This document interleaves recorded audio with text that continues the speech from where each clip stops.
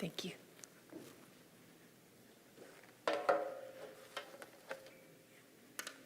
Good morning, great souls. So good to be with you. Thank you for the music and the readings, and Kamala Devi, thank you for that whispers. That was, it's always amazing to me. I'll hear whispers and feel, and I think it's true, like I don't remember hearing that one before. And just the beauty of expansiveness, what I heard and felt is that's a master's prayer. You know, I just could feel like, well, that's what a master would pray, to not only receive something, but for it to be for everyone, and then this quality of omnipresence. So our topic today of karma, and I just also felt in the way Atma Jyoti read, which I appreciate, soul bondage or, release. And karma it's an interesting one, is what I'll say, because in terms of the teachings of yoga, and then I'll talk a little bit about my own experience with it, it's bondage when it's identified, when I identify with it. So if karma is connected, they call it the post of ego awareness. If I'm relating to patterns that I have within myself, to experiences that happen in my life, from a deeply personal perspective, that defines me in some way. I feel bad about maybe a pattern that I have, or good about a pattern that I have. Swami talks about practicing humility and waking up one day and feeling proud of it and catching himself going, well, that's not quite right. I don't want to be proud of my humility. So, and then in terms of circumstances, Master Yogananda said they're all neutral. And again, I will just say for myself, boy, that's not obvious. But this practice of being able to relate to everything from a perspective in the teachings of yoga of what is it offering me? Because that's the essence of the teaching, is that karma is a blessing. And it doesn't, sometimes it feels like that, other times it doesn't, but it's always coming with an opportunity to grow, to expand and be free. Always. It's always coming in that way. So training the consciousness to relate to my own patterns and that which is happening in my life from the perspective of inquiry. And as it says in the reading, karma can't be understood. It says with reason alone, but it's the intricacies, right? It has to be understood from a superconscious level that only a master can do. But we can get glimpses of meaning, I will say, but what I want to balance that with the most important thing that I have seen and felt and experienced in the teachings is what to do, not why. Right, and it's not an easy thing to not ask that question. Why is this happening? In Ananda, we have a way of asking, why is this happening? Instead of, why is this happening? Which is more the conscious mind level, to say, why is it happening? Why is it happening? And in that, what I find is an attitude of inquiry that's receptive. Teach me whatever this moment is offering me. Help me to see it in that way and not get bound by my own understanding of it, which is limited even when it feels expansive. I'm not yet at that master level. I'm aware of that. So even if I feel like I perceive it, the important thing is how to work with it and move through it and grow, expand. Right? Dharma, the difference between dharma and karma, one of the differences is that karma is, all that's happened before, so the patterns, it's simply, as the reading says, it is energy has gone out, thought has gone out, intentions have gone out, and now they're coming back, and they come back in different ways. Not, again, always obvious, and many times not from this particular lifetime, which can make it all the more confusing. So to be able to simply relate to it from a way of receptivity. Receptivity. So I want to share, yesterday was a really beautiful wedding that we had here for those who were present, and Shanti gave, Shanti and Gloria, beautiful guidance of the ceremony. This is for Esther and Paul, and it's just a blessing. Always these weddings, these Ananda weddings in particular, are a great blessing, I find, and I hear others say the same, Perhaps this is why a story is coming to mind, but very much what the Ananda wedding through Swamiji highlights is what it looks like to choose God first. And then in partnership, how to hold the partnership as a vehicle for helping each individual grow in their relationship with God. And always that's the touchstone. And so starting out that way, having the whole ceremony be strongly rooted in that, and then reminding the couple, as Shanti did, so then as you go, remember this, because it's not easy. It's not easy. And then David and Letty and I were having a lovely conversation afterward, and I asked Letty's permission to share something she shared in a class recently that touched me so deeply about their journey and Ananda and the power and the blessing of Ananda for their relationship. And I'll paraphrase what I heard Letty say is that, it really saved their relationship, because without these teachings, it would be natural to impose on the relationship something it was never meant to deliver. God. Even the most wonderful relationship cannot deliver that. It can't give it. So when something is lacking, our own awakening, and this is what I was hearing and what Letty was sharing, rather than look to the partner and say, be more. Be more, or look to the relationship, be more, right? Which is so easy to do. I think of a story that Asha told of a carpet in Chela Bhavan. And she said, I got every ounce of what could possibly be in that carpet of appreciation out of it. And I looked at it and thought, I guess that's it. So in relationships, to be able to recognize the relationship isn't failing. It just can only give so much. However wonderful it is, that's it. It has a limit. The material realm has a limit. And if I come into it understanding that, and then look at my life and situations and friendships and partnerships as a practice of reaching higher to that which can deliver the promise of freedom. So again, back to this beautiful ceremony.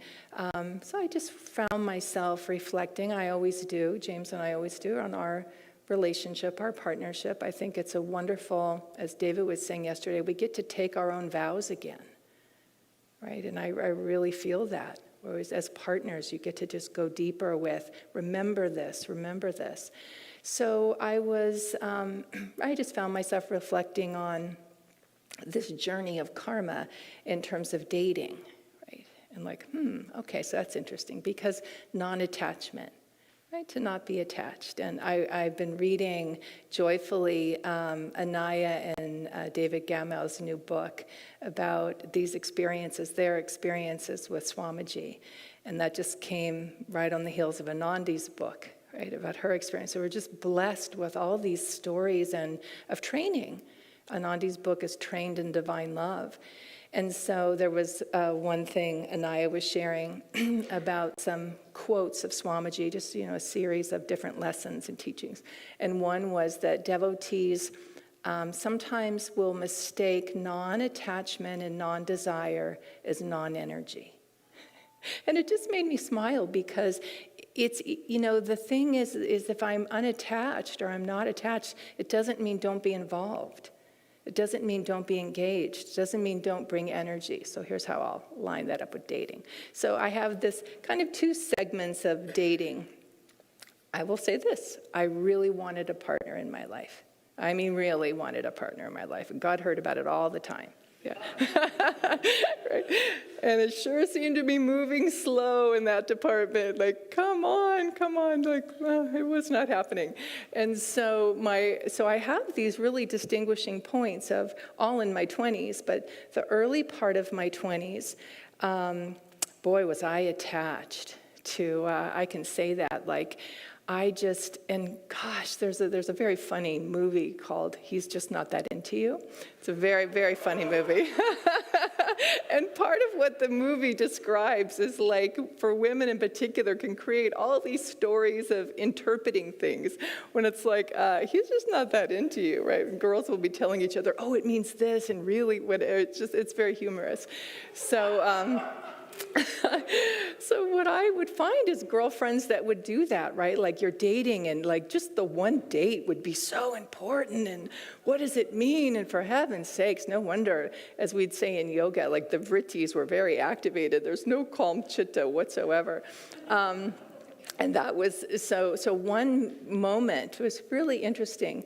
So anyways, that was my experience. And then, as I've talked about here, I had a profound spiritual awakening that really happened in my sobriety, because daily you pray and meditate and you're seeking deeply for God's guidance. And I began to receive guidance that was not what my ego was anticipating at all, and primarily towards renunciation. I mean, I just really got that call, which was not my plan. And so I was navigating that, trying to figure that out. Well, eventually I go and I surrender beautifully to be a lay missionary and really go all the way in to discern this, and got to a point where I was like, boy, I couldn't give up that partnership. And I could just feel God going, it's fine. Right? I'll bless you, right? So I really did, and really you shouldn't take that vow if you're not ready. And I wasn't. So it asks you, like I checked, I checked every box, and the bottom one is, you should never feel a sense of sacrifice. I was like, oh, I can't quite say that, right? I really couldn't say that. I felt like, well, what happens if I'm a nun? Because that was how I could imagine it. And then I meet the one. Uh-oh. Right? So it's like, I just wasn't done. So I'm like, okay. So I wasn't, and everyone was so lovely and supportive. Like, yeah, you're not ready. It's fine. So then dating after that was actually a lot easier, because the one thing I had worked out was God is my partner, and number one. And so, I don't know how it's going to work with partnership, but that has to be accounted for. And this practice at that time, which is, as I was saying in Ananda, we talk about, why is this happening? Well, I didn't have that phrase.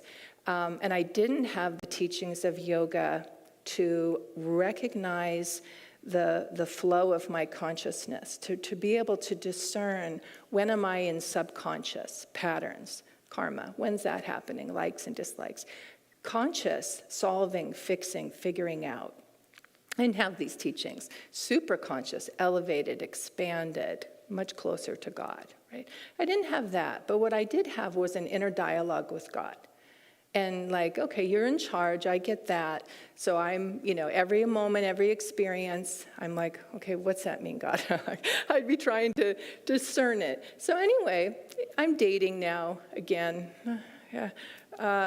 It's, what can I say? It was an adventure, that's what I'll say. And so, friends would be super excited. And anyway, I had this experience where somebody I met before a movie, and, he definitely was drawn to me, and I was practicing being non-attached. I was practicing being like, okay, maybe this, who knows what this is going to be, we'll see. So he asked me out, and we chatted for a bit. Okay, fine. And, he was handsome. I mean, he ticked a lot of boxes. So I could have easily been like animated about it. But I was interested, but I was practicing, right? Practicing. Like, okay, you don't know how this is going to go, so try and be relaxed. And all my friends were over the moon. Whoa, this is wonderful. I'm like, all right, yeah. So anyway, Friday night comes, the date comes, I get ready, I'm dressed. No show. Boy, that never happened. I was like, is he not coming, right? So I like call and leave a message, and I thought, oh my gosh, like, wow. I mean, he couldn't have expressed more interest prior to this. And I thought, well, what is going on? Prior to the days of texting, I'm sure I would have been texting, but I called, and anyways, then I'm sitting there Friday night by myself. And in my mind, I'm thinking, everyone at work knows. Everyone's so excited about this. Like, how? There's no sneaking out of it. I can't not talk about it. And I just said, okay, God. At a certain point, I put my pajamas on and went to bed, right? Now, the next day, as it turns out, my friend had asked me previously, she was taking through JFK University, they had a master's program in consciousness. And so she, and it happened to be, the center was right near where I lived. And she said, could you please go to my class? I told my professor, bring my recorder and tape the lecture. I can't be there. And I said, sure, okay, yeah. So that was the next morning. That's what I had to do, get up and go, right? So I go, and I was reminded of it in Swami's commentary about the reading, because he talks about the point of karma is to get off the wheel.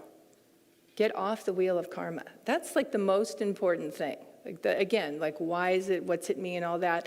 It has some interest and sometimes value, but mostly get off it, right? So just recognize that, find a way to relate more deeply to the truth of who you are, which is the divine soul, which is much, much bigger and more infinite than anything else. And in that, relating to your own self and to the world around you, from that perspective is freedom. So I had done my really pretty good practice the night before, and I was like, okay, God, I don't know why this happened, but I did remember I could feel my consciousness. I didn't have those words, but I could feel my consciousness like ready to go down and feel horrible about it. And I thought, nope. And I remember kind of standing like this. I go, no, this has nothing to do with me. I don't know what's going on. I don't know why he's doing this. It seems bizarre. I have no answer. It has nothing to do with me. So I'm like, nope, that's my decision. I'm going to bed. So the next morning I woke up, same thing. Nope, this has nothing to do with me. So I go off to the class and I play and it's all about Buddhism, and it's really fascinating and wonderful, and they teach us the wheel of karma. And some level of remembering was going on, is all I can say, because the entire lecture I'm like, yep. And the professor's looking at me like, who are you, this young woman, right? I'm in mid-course, and I was like, oh, yeah. Yep, I get it, right? So he goes, okay, my friend, she laughed. She goes, you are something. She's like, I'm like struggling in this thing. And you go to one class and you're like, yep, that's it, I get it. And I did. And I felt God saying to me, this has nothing to do with you. And don't be drawn into all this drama, right? Get out of the drama. So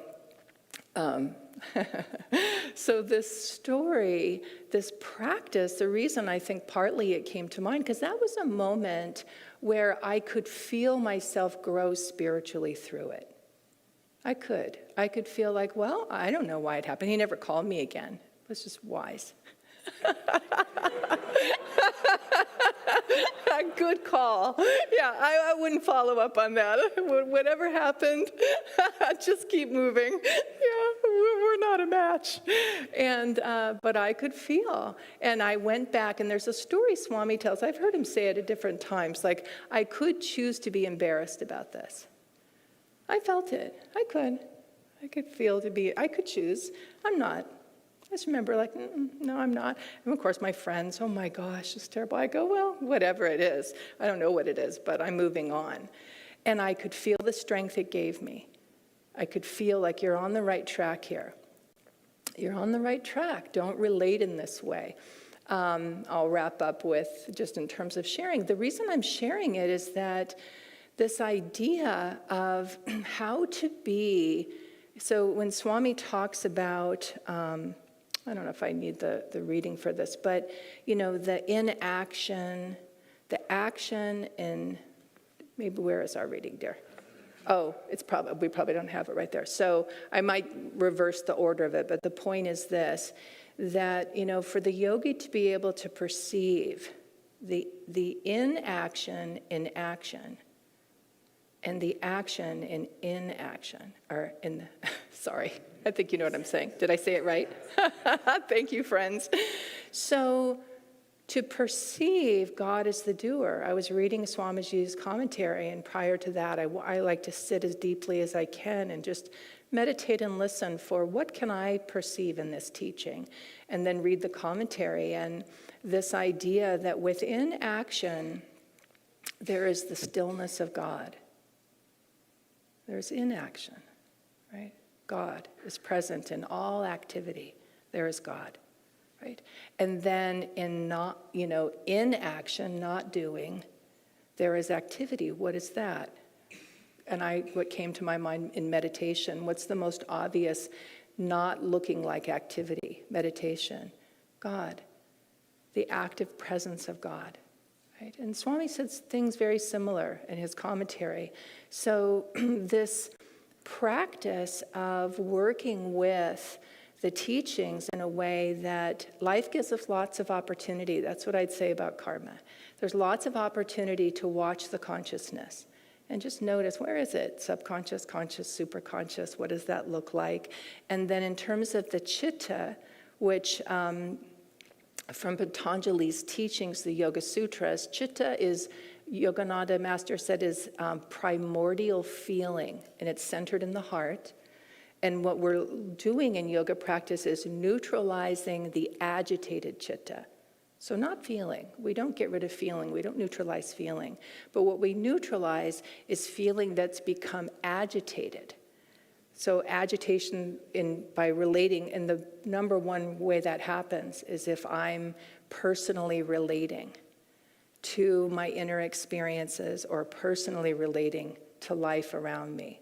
And that's why that example for me, I think, really stood out. It was a moment where, again, I didn't have these teachings, but I could see, don't get involved in it. Don't go there. It's not going to serve you. Who knows why? Just move forward. You just stay on your path. You just keep being who you are. I go back to God. And even in that, I didn't have a lot of conversation with God about it. I was like, all right, well, that's odd. And so we just stay focused here. The part of why I felt it might be helpful just to mention it, it's humorous, and I think personable when we talk about things like that, but also as a way of just looking at how to move through life when the ego does want to be, as Diksha talks about it, as like hypnotized. So like drawn in, and like to feel that, there it goes, the energy is going outward.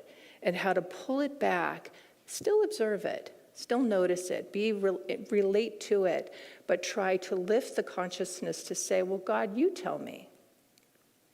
You let me know. I don't know why it's happening, but show me how to be with it.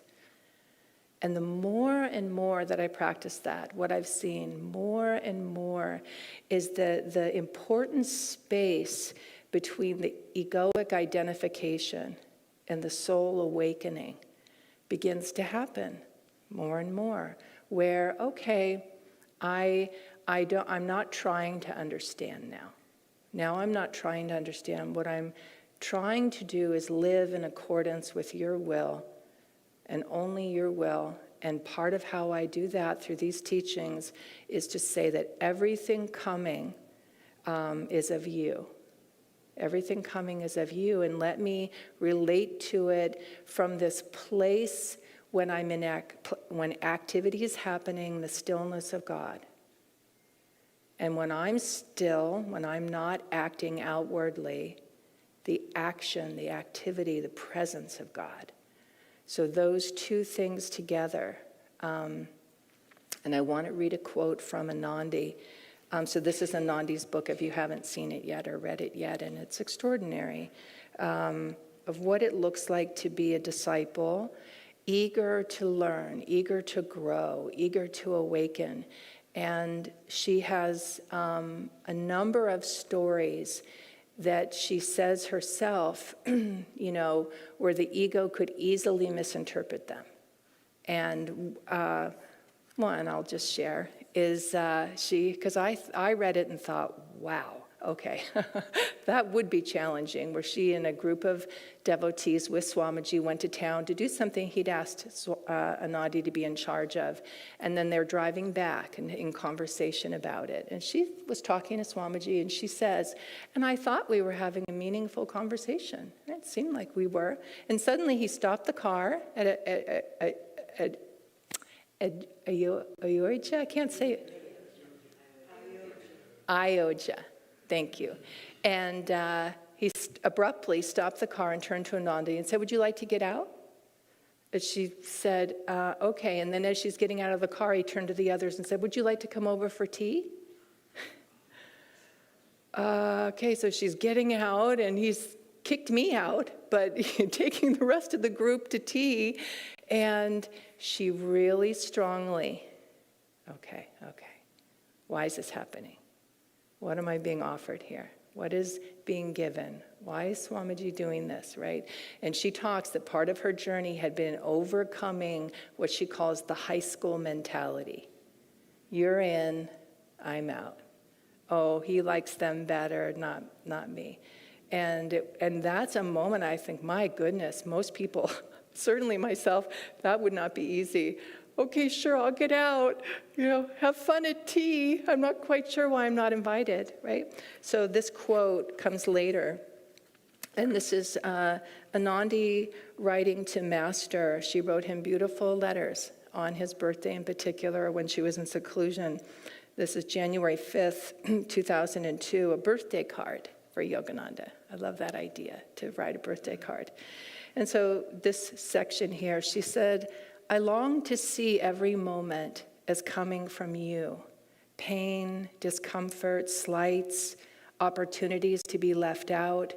Each is a great blessing, a chance to express joy and God attunement, and to be victorious. Master, I long to remember that you are the guru, the giver, and that my role is to receive gratefully and joyfully, not to tell you how my life should be. I long to be centered in God, to be relaxed in my trust in your wise, omniscient guidance and love, and to see the God in others. Above all, I long to be kind in thoughts to others and to myself. Help me to be a channel for your goodness.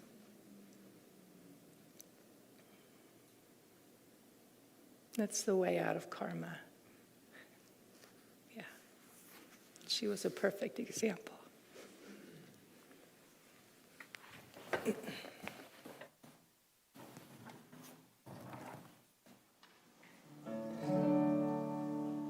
In India there lived by the banks of a stream a hermit whose prayers chose applause for their theme.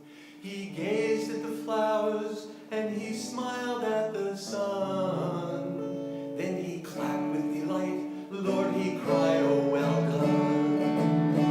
Well done, Lord, oh, very well done. The mountains and love with the gypsy clouds, the fields smile to welcome the sun.